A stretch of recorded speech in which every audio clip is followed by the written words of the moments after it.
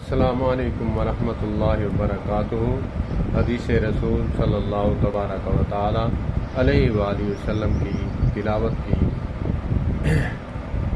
سعادت حاصل کر رہا ہوں۔ قال النبی صلی اللہ تبارک و تعالی علیہ وسلم قل مما یلیک، ترجمہ اپنی جانب سے کھاؤ۔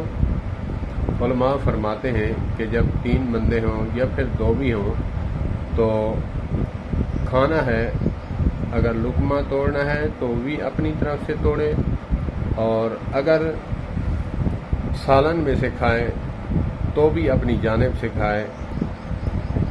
اگر ایک بوٹی ہے، چکن ہے، تو اس کو آدھا آدھا کر کے کھائے۔ 3 بندے ہیں تو 3 کر کے کھائیں۔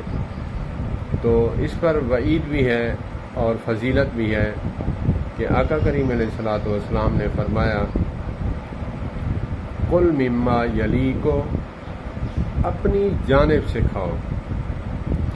اللہ پاک ہمیں اس حدیث پاک پر عمل کرنے کی توفیق عطا فرمائے۔